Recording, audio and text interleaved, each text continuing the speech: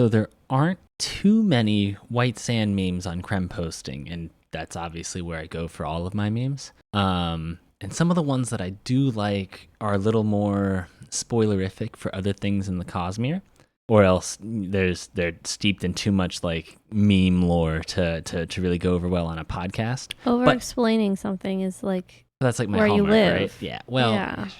Hush. Having said that, there was one meme posted like 2 years ago from Reddit user Joji Main titled, "This white sand panel goes hard." And then you click on it to reveal spoilers, and it's a screenshot from King of the Hill where Dale shouts "pocket sand" while throwing it in some guy's face. What is with you in the old ass references?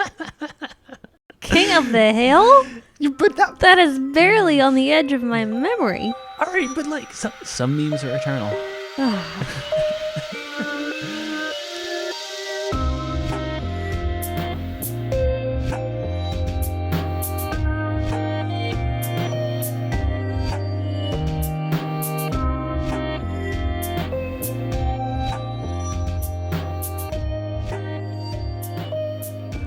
Hello and welcome to Cosmere Casual, your casual reader's guide to the Cosmere. I'm your co-host and guy who abuses the move Sand Attack in Pokemon Red version, Nick Gorman. And I'm your co-host, AJ Gorman. So today we're doing our post-read of White Sand, singular, Sand, and we're covering both the Omnibus Edition of the graphic novel as well as the 3-part graphic audio that I just finished listening to the graphic audio last night, so I'm actually pretty... Yeah, so let's just kind of get this out of the way because everybody has...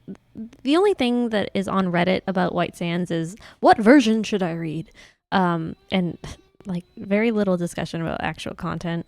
So to get it out of the way, it is my personal opinion that you should read both the Omnibus and the graphic audio, and I would recommend that you read the graphic audio first because it's a lot more accessible, whether you read, if you're not used to reading graphic novels. See, the way I look at it is, and having just done it in the opposite order than what we're recommending, I agree. I enjoyed the graphic audio a lot more. So if what you're trying to get out of it is just try to have the best White Sand experience possible, I think the graphic audio pretty much nails it.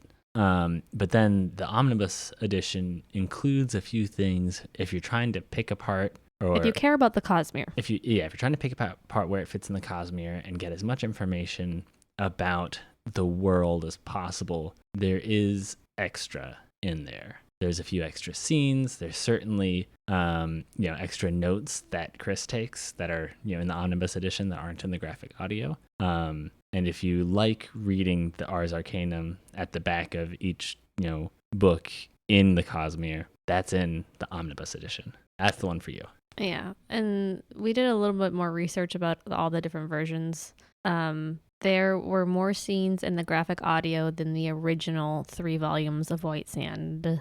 But then there's additional... And then there's even more stuff. But not necessarily the same extra scenes in the Omnibus Edition compared to the graphic audio. Which is why we're recommending that you read or listen to both. Right. And I guess the flip side to it is, all right, if you're the sort of person who doesn't do audiobooks, who doesn't like the full cast graphic audio, if you're the sort of person who doesn't like graphic novels and the way that's presented, you might just be better off waiting until Brando Sando publishes the full prose version whenever that happens. Maybe the next couple of years. Maybe soon, maybe later, who knows? Yeah. We can only tell you about what's out right now.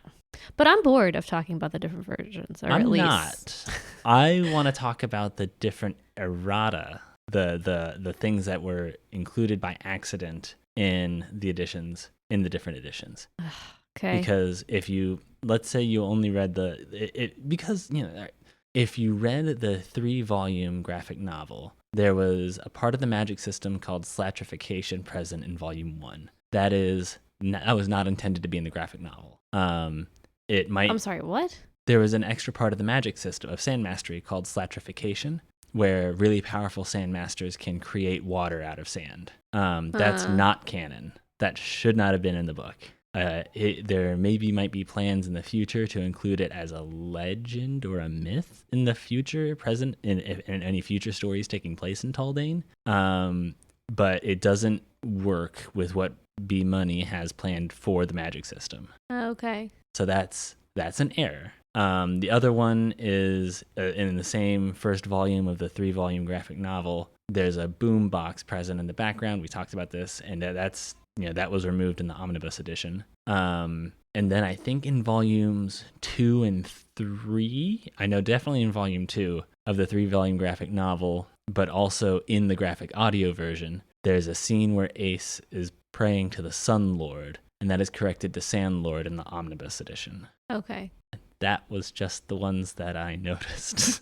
Can we get to the content of White Sand? Yeah, sure. How'd you like it? How'd you like it read? After listening to the graphic audio, I actually really like it. I really like Chris. Yeah. And kind of how her naivete and kind of her picking up lessons from Bayon and her interactions with Kenton. I don't know. I always like the origin stories. I always like the beginning of stories. Well, I was about to say I don't know if I can really. I don't know if I want to talk too much about Chris in this episode, because she is, I guess, in universe, she's the one who writes the Ars Arcanums at the end of each Cosmere book. So I have some thoughts about her arc in this that I think would be better off in our next episode. Okay, all right. Do you like White Sand? I like it a lot more after, it's one of those things where I liked it. I thought it was okay reading just the Omnibus Edition. I like both versions much more after reading the graphic audio. Yeah, I have not reread the graphic novel or the omnibus. Yeah. After, because I wasn't gonna reread White Sand 3 times before this episode, but well, I'll be very excited to on my next reread of White Sand. Yeah, I was about to say I started looking at I started another read through on the Omnibus Edition just because we've got it, and I'm liking it a lot more. I'm picking up on a few more details. Yeah, there are a few things about this book that I actually think work better than other Sanderson books. I like the humor in this book compared to other early Sanderson. I was laughing out loud a whole lot more, even with the graphic novel. Yeah, I think he gets, I think some of his even more recent stuff, like Tress and the Emerald Sea, I think is even funnier. But this one has a good, lighthearted feel, and there are certain scenes where, like Eric being stuck in the upper floors of the DM while Kenton is flying up and down the stairs multiple times, or where there are no stairs. When Chris is confronting him at the DM, I was laughing. It was good. The other thing was the banter between John Akron, the anthropologist, and Cinda the linguist strikes me as very reminiscent of the sort of banter I'd have with my friends in grad school, because they're fucking nerds, and I'm here for it. I mean, I didn't like them as much. And that's okay. Felt like it was a poor kind of Shakespearean comedic relief attempt. Like I said, not necessarily for the comedy. Cause you're right, because it wasn't that funny. But it was very, like I said, it was very on the nose. I was like, I recognized myself in that. Yeah, it just sometimes you're like, I don't want to see myself. I live with myself. I don't need to hear myself, my own thoughts again and again. All right, Give me some different thoughts, new perspectives. Whatever. I definitely like the pacing a lot better in the graphic audio. But some of the action scenes are, I mean, I don't want to say they're blink and you miss them in the comic book sort of version, but like there's a lot of what they're thinking, what they're strategizing, stuff like that just it works. You can tell that's how Brando Sando normally writes. Mm-hmm. And the pacing was much better on the audio version, especially or even when you listen at 1.3 times speed like me. You're ridiculous. I am ridiculous. I can't comprehend it, especially something I'm hearing for the first time. Well, that was part of it, was because I already kind of knew what to expect because I'd already read the Omnibus Edition, so that's part of why I did it that way. All right. Let's just, I'm going to do a quick plot summary in case anybody was kind of lost. So, Kenton, by the way, what is with Brandon and K names? Yeah, I don't know. Anyway, so we've got Kenton, the underdog, fighting for the Sandmasters' survival after nearly all the Sandmasters died from a poisoning attack poisoning and ambush attack. He essentially has to complete a quest to convince all members of the council that he's going to turn things around and make the Sandmasters into a benefit to society.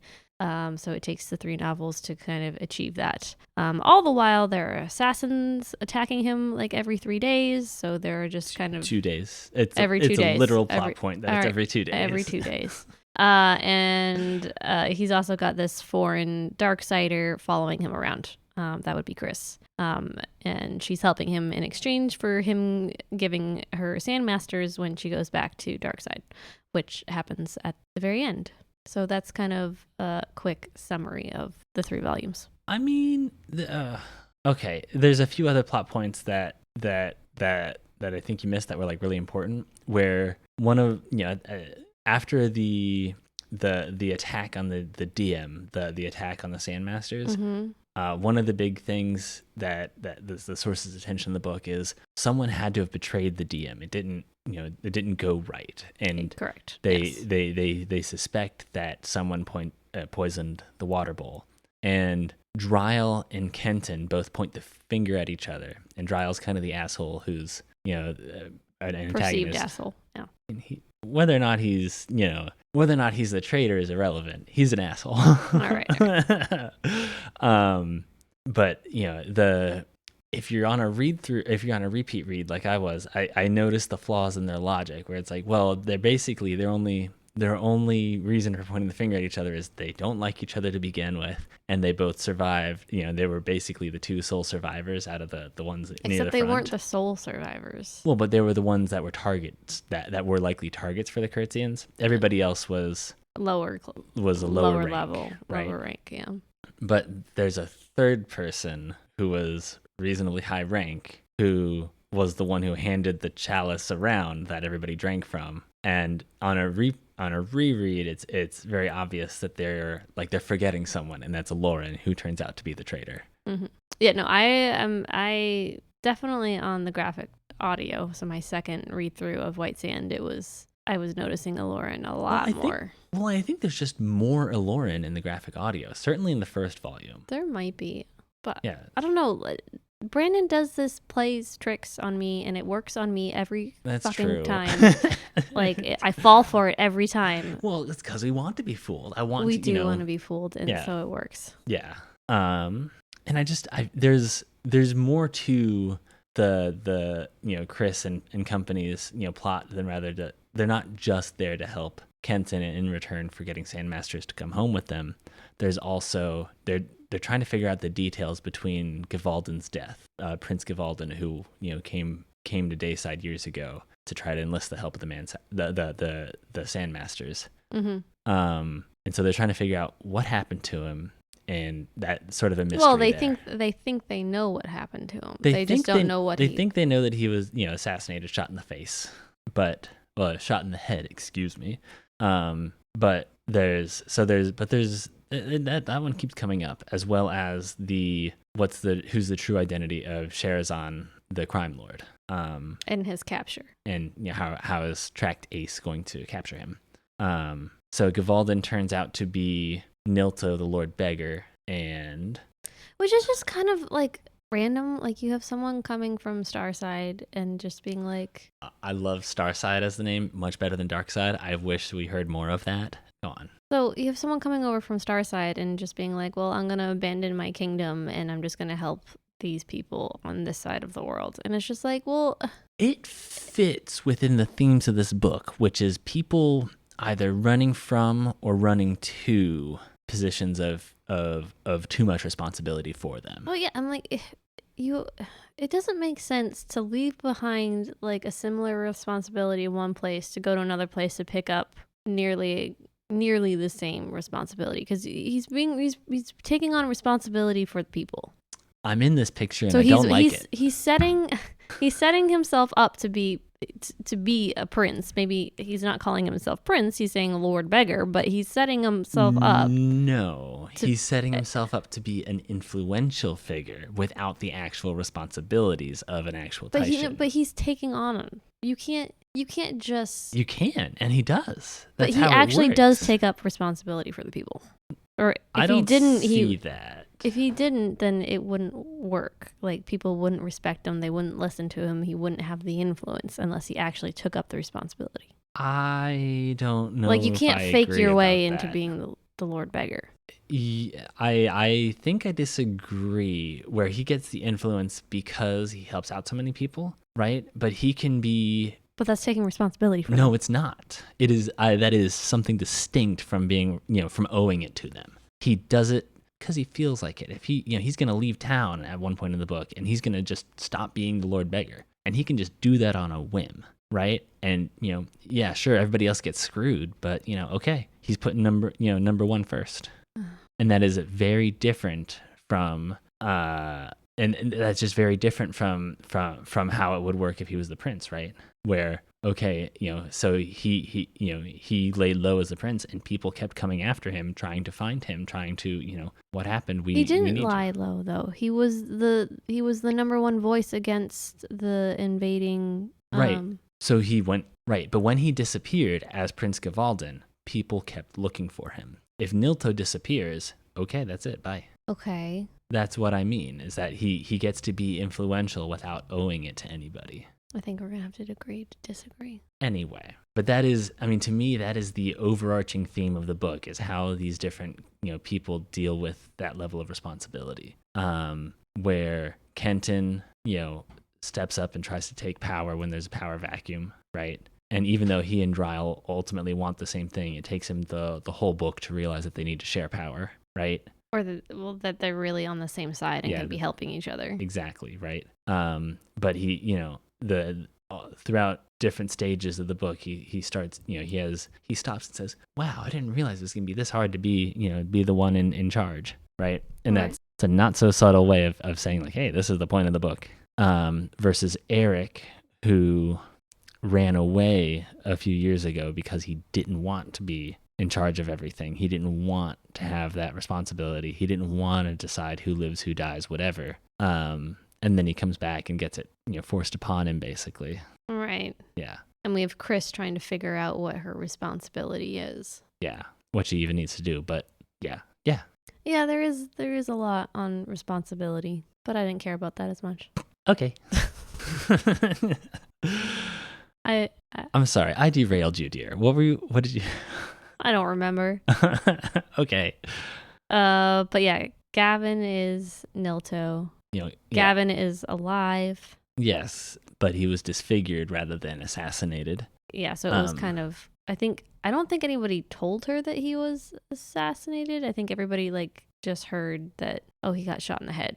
Yeah. And I just kind of assumed that he was dead or something like that, depending on what your version, Yeah.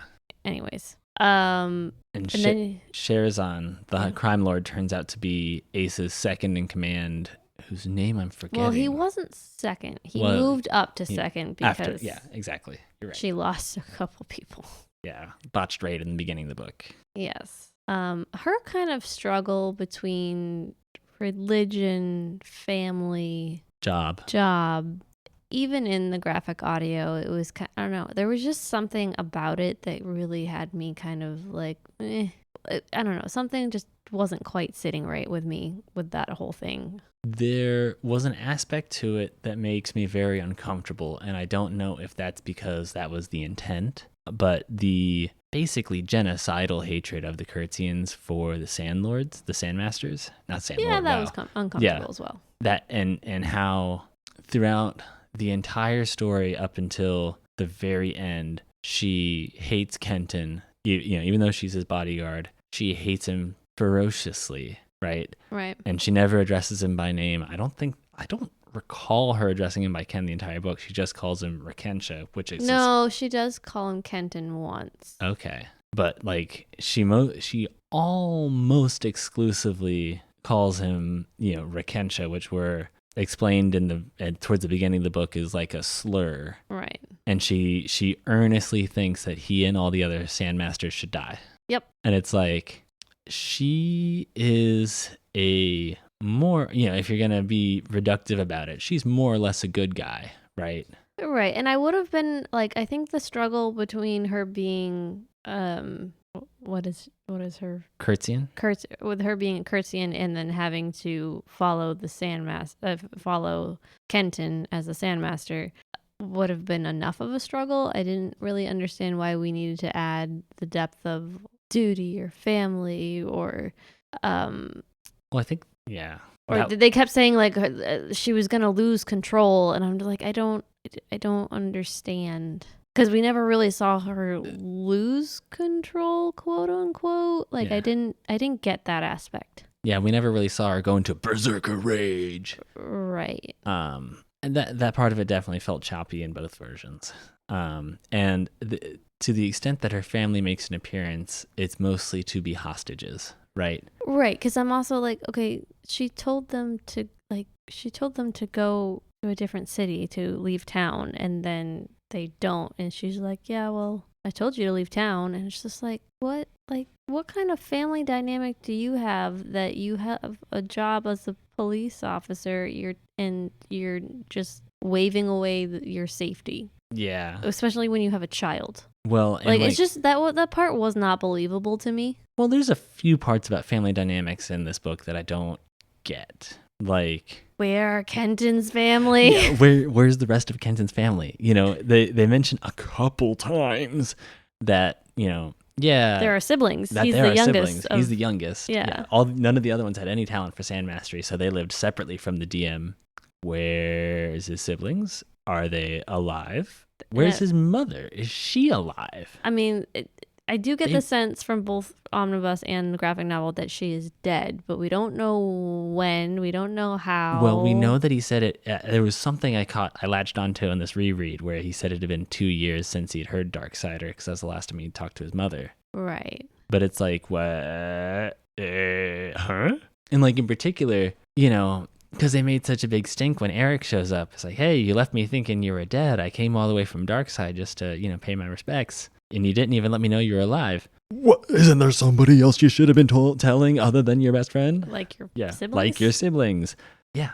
Yeah, so that whole aspect is very weird. Yeah. And like, what does it mean? Because apparently none of the Masterals ever really leave the DM, but their families don't come there. Where did Kenton and the siblings come from? Apparently the Masterals leave because they're the ones that are taking advantage of all the artisans and shopkeepers because taking stuff for free. I guess I got mixed vibes about that because the reactions from the people that had seen the gold sash were like they'd never actually seen a Mastral before, right? I thought they'd sent out underlings to do it. I don't. Did I misremember that? No, that's also true. Right? Like there's a few things where just like I don't know if it's inconsistent or if I'm just missing something, right? No, it definitely just didn't make sense.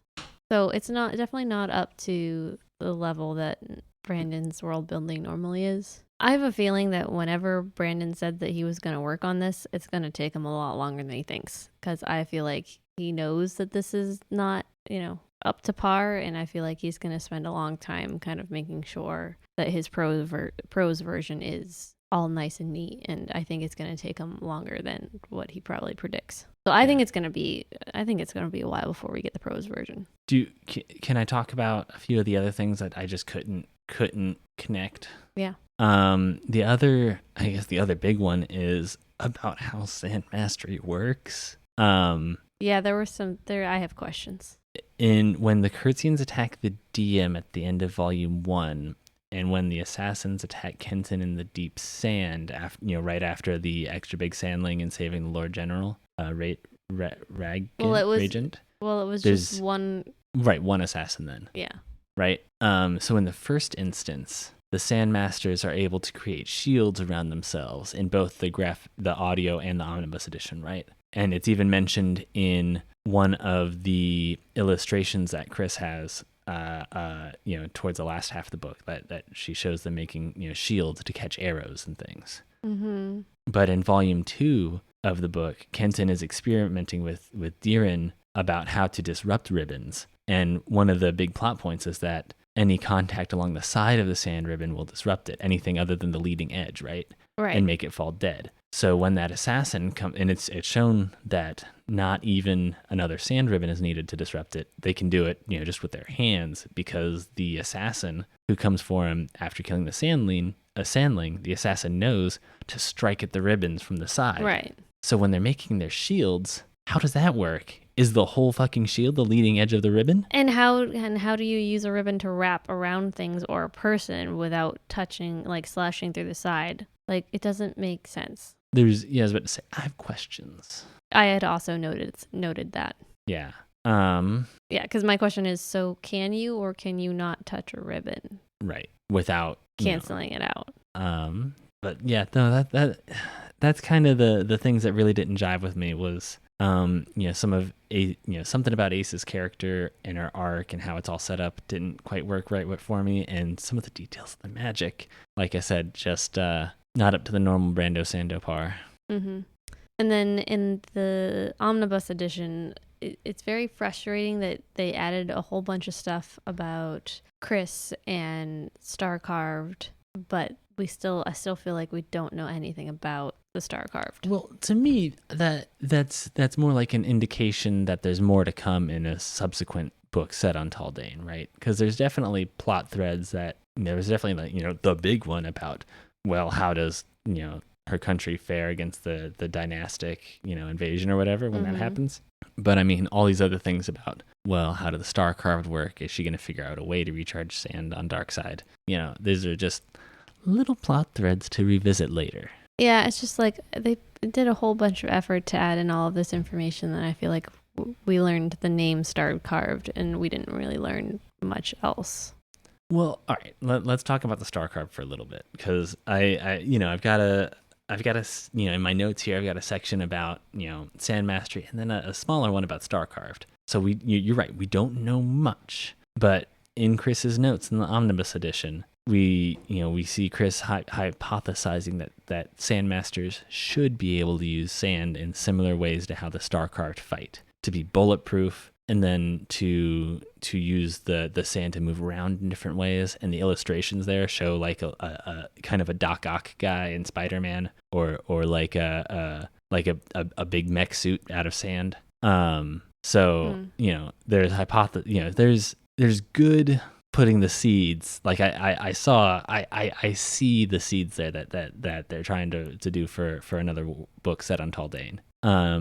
The other things we know about the Star Carved are that they draw power from star marks, which we don't know what those are exactly, but they. Well, I thought we knew they're like tattoos on. Are they like skins. Tattoos? Okay. Yeah, but you can't see the tattoos on Dayside. Right. And star marks apparently draw investiture from the smaller star that shines on Darkseid. Yes, or the particulate ring that pulses out weekly pulses of light. Yeah, so Taldane sits between two stars. A closer star that is the sun. The sun.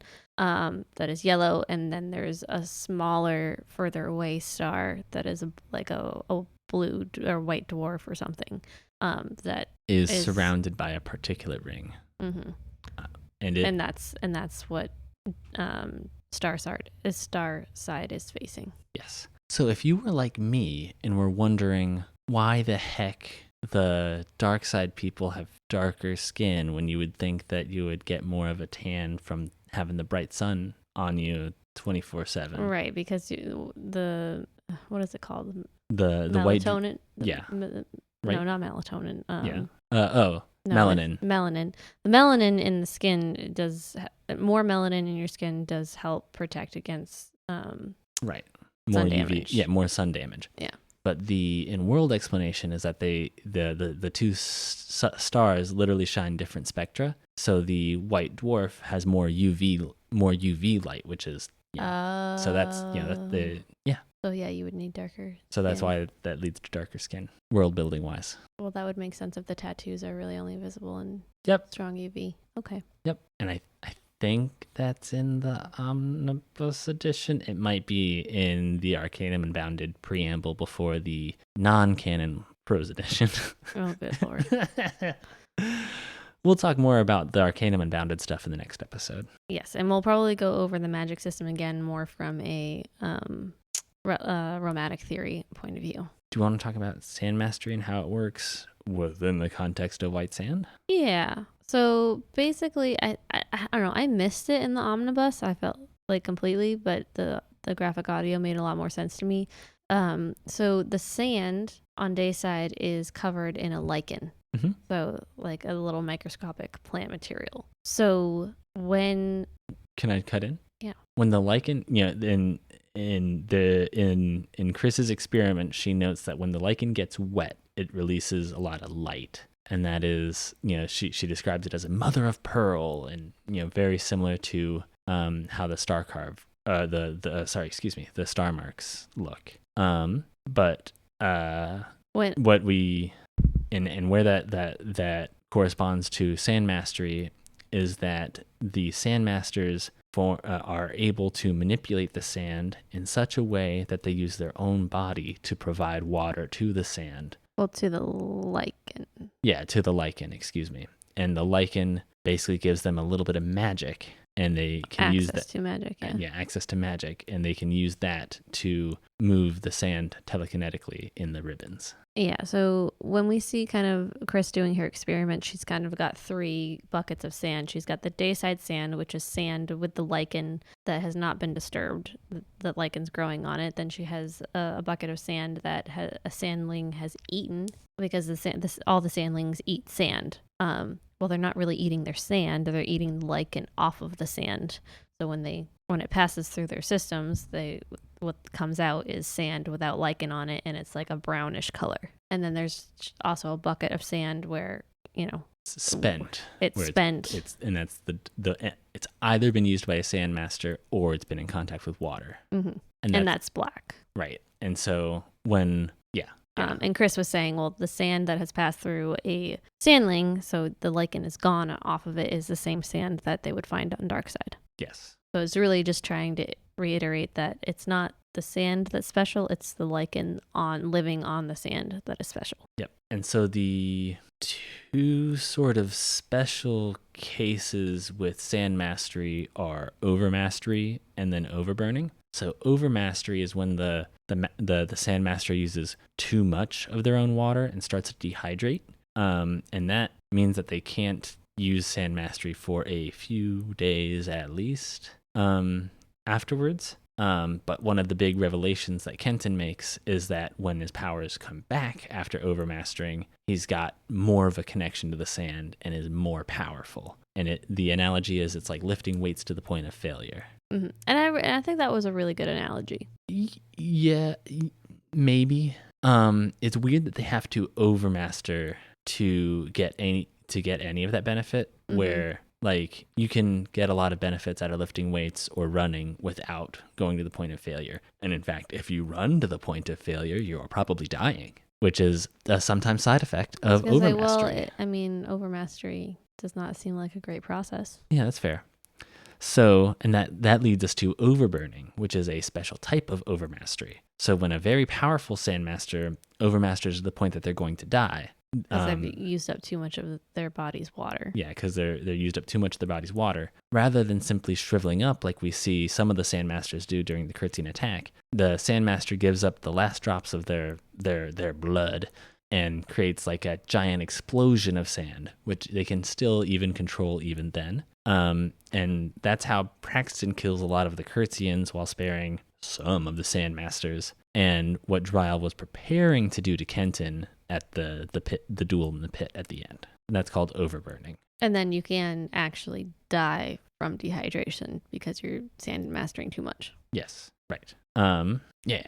So I guess the other thing I have to say about sand mastery is that, one of Bayon's mission there for the dynasty on Dayside was to, figure out whether there was a risk to Skathan or the dynasty of the Sandmasters. And he concludes that, no, because the sand needs sunlight to recharge, or the lichen on the sand needs sunlight to recharge, become white again. And there's no sunlight on Darkside. I guess the caveat there is if you look at the Omnibus Edition compared to the graphic audio, Chris has more notes that.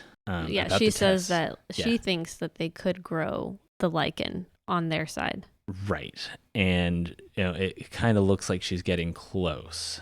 So, I think, we can also go into a little bit of the histories of the Sandmasters because, on rereading, listening to the graphic audio, I'm pretty curious as to how and why the Sandmasters got so secluded. Like, why do they all live in the DM? Why did Praxin and previous Sandmastrels reject the Lord Artisan's proposals to partner up and like be a benefit to society? Well, do you think that do you trust the narrators in the book where they basically say that they were so full of themselves they didn't think that they needed anybody else? I don't. I think we're missing something. Okay. I could buy that, especially because there's a lot we don't know. Right. And like even like Kenton and what's brought up in the novels is like, well, why weren't they just telling everybody to overmaster and get more ribbons? Do you mean in the graphic novel or the... In both. Okay. Huh. Because, like, I mean, yes, it's kind of a dangerous practice, but, like, why wouldn't they make... But they could have like, safety systems there, right? Right. So, like, why... I don't. I feel like there's more to the story about why that wasn't, like, more widely known, why, you know, the DM is so secluded. I feel like there's more to the story we just don't know yet. Yeah, that's fair, because you're right. It does seem a little nonsensical to basically limit the power of your foot soldiers, right? Right. If you're allegedly a military organization, you would want you'd certainly want your front lines folk to be as best as they could be.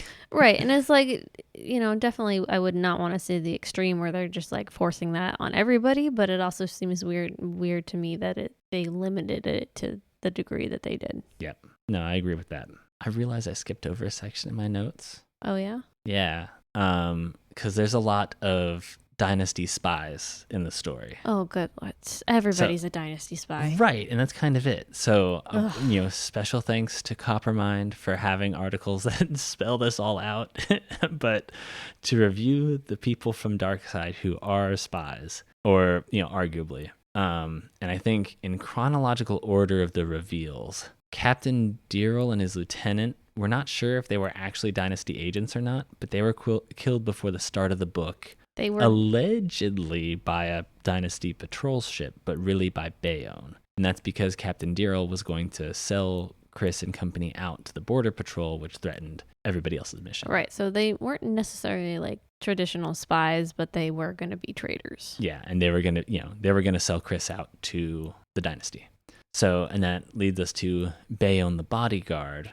He was sent by the Dynasty to assess the threat of Sandmasters to the Dynasty, but he also took a second job as Chris's bodyguard. And his rationalization was, I can do both. And he was not originally like the head of the mercenaries on the trip.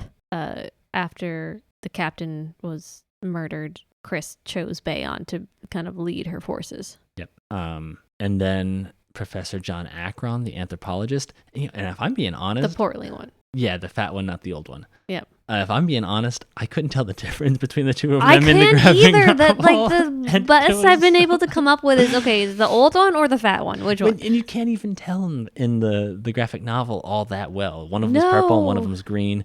But in the 3-volume version of the comic book, sometimes their speech bubbles got switched.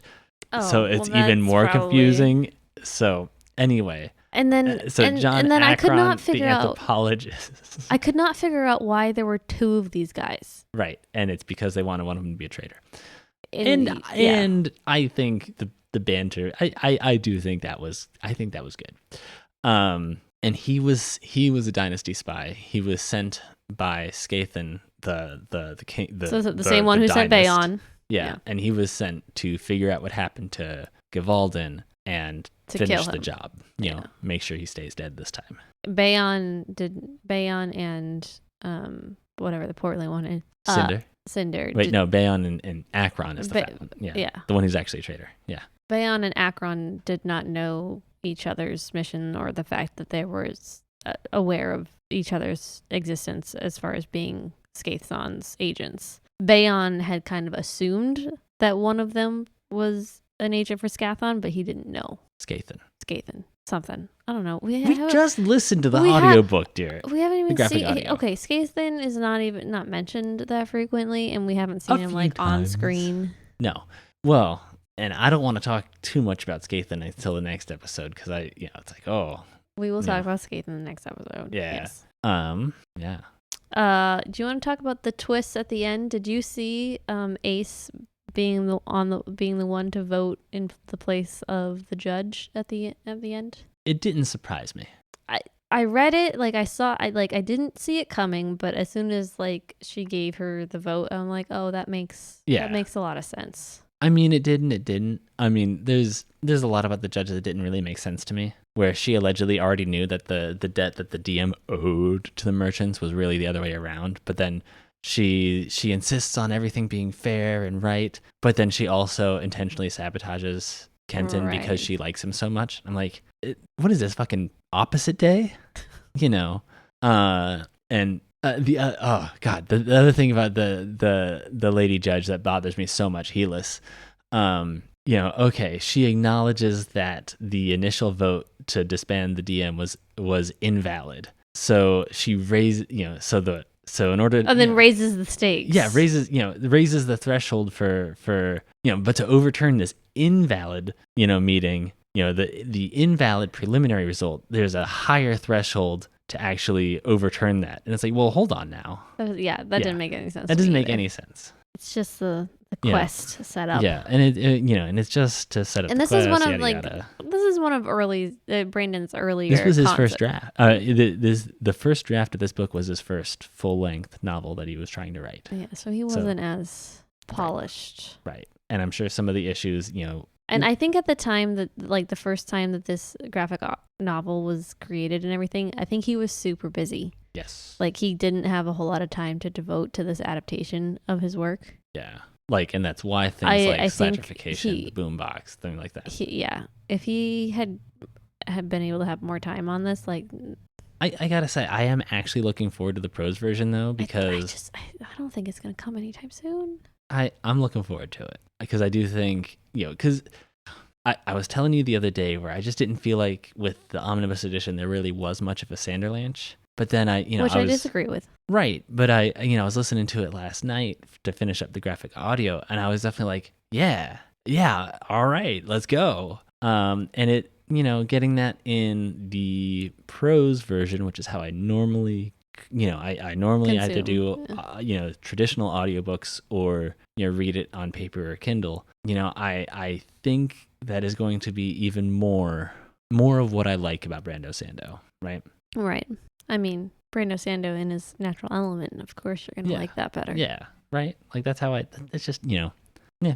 Let's talk a little bit more about Bayon, because it's kind of confusing, like, the fact that he's an agent for, what's his name? Skathan, but he's also Chris's bodyguard and is actually trying to protect her. Yep. So when Chris found out that Bayon was a dynasty agent, he quote unquote left, but he was really just tailing her, still trying to protect her. And his explanation for it is, I'm like, yes, well, I am a dynasty person, but I don't always agree with what my country is doing, and you hired me to protect you, so I'm going to protect you because that's what you hired me to do, and I agreed to it. Well, right, but it is interesting because I noticed, last night reading, listening to the last volume of the graphic audio, he makes a note about disdaining Akron for betraying his country, right? Right. And I'm just like, well, hold on, wait a minute. Is that the pot calling the kettle black? I don't know, man. Well, that's we can talk more about it next episode, but that's why I have more thoughts on Bayon, but they're more Cosmere related. Yeah. Definitely. Okay, I think we hit on all of the twists. There were a lot of twists. Yeah, there were a fair amount. It was a little hard to keep track of, but rereads are better. Yeah. Well, do we want to talk about Eric and his care? I don't know if I have anything particularly insightful to say about it. Eric's arc was a lot better in the graphic audio. Yes, I thought that he did a better job being a goofball in the first part in the graphic audio. It came across a lot goofier. And then his scene of coming to Kenton's defense was a lot more exciting in the graphic audio. It wasn't bad. Well, because there was just more internal monologue. Yes. In the graphic audio. Yes, he had a lot more. Like, he had some in the Omnibus Edition, but he had a lot in the graphic audio. He was so angsty. Right. leading up to that, and then his complete conversion into being Edge Boy Mick Lord General. I thought it was See, I more liked fraught. I liked Eric's arc because I felt like we got to know Eric a little bit, while Yeah. at the same time knowing that we definitely do not have the full story on Eric. Right. But like there was enough there that was satisfying while still leaving me wanting more. Whereas with like the whole star carved stuff, there wasn't enough there to even satisfy me to want more. But That's fair. Eric's arc was done very well, I think. And and I do want to learn more. Yeah, I wonder if in future stories set on Taldane, if we'll find more about him, if he'll play an even larger role. I'm hoping he's a major so. point of view character. Hoping. Do we want to talk a little bit about the faces in the clouds in the graphic? Yeah. Novel? Well, I might. Other than you say what you want to say. I'll think of something. So if you read the Omnibus Edition or the other Or the 3-volume graphic the 3 novel. volumes, there are faces in the clouds And the rocks. throughout and the rocks throughout the images. I And heard those- there were some in the sand, but I didn't spot any. But I was also you were marveling at how bad I was at finding them. Yes. You're like, oh, did you know there are faces in the clouds? I'm like, yeah, they've been there like since the beginning. How did you not notice them? Whatever. You've read more graphic novels than I have, but apparently you were not looking at the actual images. I don't know. But those faces are there very much on purpose. Those are not just some weird artist decided was bored and decided to put faces in the background. Those are very purposeful. They have more to do with kind of they're supposed to be this Sand Lord. You sure? Some of them definitely look more male, and some of them definitely look more female. Yeah. I'm not sure they're all the same person, but anyway. But My thoughts on that are definitely for the next episode. that has more to do with Cosmere. So if you don't care about Cosmere, I wouldn't worry too much about the faces. They're just kind of cool, Ominous. ominous, but yeah, it's more to do with the Cosmere. But shouldn't really impact your reading of the story. Yeah, they don't really impact the story here. Okay. Are we The going to last talk thing romantic tension? Yes. Okay. Kenton and Chris. All right. All right, there was literally like one scene, one panel in the omnibus edition, the visual one, where I was like, okay, I see the rest of it. I was just like, it is. You're fucking wrong. surprisingly- Okay. In the audio, it came through much clearer. It was so clear in Yeah. the graphic audio. Yes. It was amazing. I'm like, Brandon is never very good at kind of the epic romances, but as far as the awkward crushes, yes, he does that very, very well. And that's what this entire 3-volume arc was. Just awkward teenage boy crush on Chris, and Chris just straight up denying that she likes Kenton. I interpret it more like she was, almost playing hard to get, or I think like she's she just was too denying busy it. for it, Yeah, also that she's... but she, certainly in the audio version, there were scenes where she was, like, she didn't like say that she had feelings, but she was, she had feelings for him. Oh yeah. Okay. Oh, yeah. Let me point out a few Okay. points. All right. Okay. So Is this because in Warbreaker I said that I didn't see the romantic tension, and now you're like making a note yes, about every time? Precisely. This is exactly where that's coming from. Okay. Because I didn't bring this up with you before because I'm like, if he denies it, he's just wrong. Okay. I was gonna say you're as wrong. In the printed version, with the omnibus edition, it's just not as present. It doesn't come across as It doesn't as come clearly. across, but it's still there. Okay, so like Hey. one of like the biggest scenes is that Kenton chooses to carry Chris down from the DM And instead that of they were very flirty about it. yes, Both of them. that and like just the way that they talk to one another, like even just from the get-go, like Oh, hey, Chris. Nobody calls me Chris except my lover. Oh, sorry, my betrothed. what are you doing? What is that accent?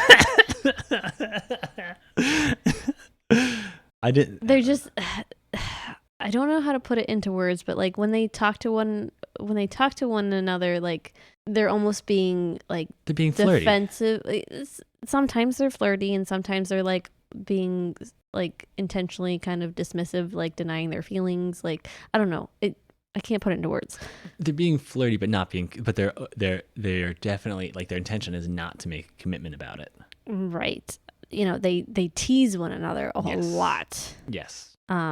And then, you know, obviously there was Chris being overly upset when Kenton loses consciousness in Volume 3, trying to get over. I knew you were going to point to that as an example. But, you know, think about it this way. Okay. Like, if you had a friend, a perfectly platonic friend who, you know, was on the verge of death and is like, what? How would you react? How did the other people in the scene react? They're less close than, fine. Definitely in the graphic audio, there was internal monologuing on both sides where they were like, that was a strong reaction. And there were just a ton of smaller moments, you know, especially when Chris comes out apparently wearing nothing for the party. Wearing nothing. Wearing next to nothing. She was wearing high fashion. Dark side fashion. Star side fashion. Let's make Star side a thing. Yes. Let's do it. Let's do it, cousins. Yeah, and just Chris's words have a huge effect on Kenton. Mm-hmm. Like, even if he, like, dismisses her or denies her, like, after she makes a suggestion, like, normally in the very next scene, we see Kenton, like, mulling over her words and changing his mind. Yeah. Like, that happens, I don't know, like, 3 or 4 times. Yeah. So, it's a thing. We should also probably mention that we are trying to be a little bit more out there on social media. Well, right now it's really just Reddit. Although, yes. were you also going to set us up on the Instagram, Insta? Do you know what I'm talking about? I think I do, but that's the one that's more image based, isn't it? It's social media. Well, I think or Facebook or something. Oh, Facebook. Oh dear. Listen. Hold on. Listen, if you're getting big dad energy from me right now, it's because I'm off of social media, except I lurk Reddit an awful lot. And, you know, as we're recording this, we're like, oh God, all right, fine, let's try to post things and, like, be an active member of the community. And, well, and I'm picking up things too, because people do mention things, but then other people are just, like, being silly. They don't realize, I don't think they realize they're being silly, but they're being silly. The internet, it's a silly place. Yeah. Anyway. Yes. So if you want to, like, you know, don't at me, bro. But if you want to at me, Cosmere Casual on Reddit. Or if you want to know, like, share with your friends the fact that, you know, we have a podcast and we have episodes, or, you know, post links to our episodes, that'd be very helpful. Yeah. So thanks for podcasting with me, dear. Thank you, listener, for listening to our podcast. If you want to send us feedback, thoughts, or questions, you can reach out to us at cosmerecasual@gmail.com, or apparently /u/cosmerecasual on Reddit. Get more stuff maybe to follow, I don't know. Our intro and outro music is licensed through Tribe of Noise. The song is Odyssey and the artist is Ketsa. And until next time, keep your wits about you.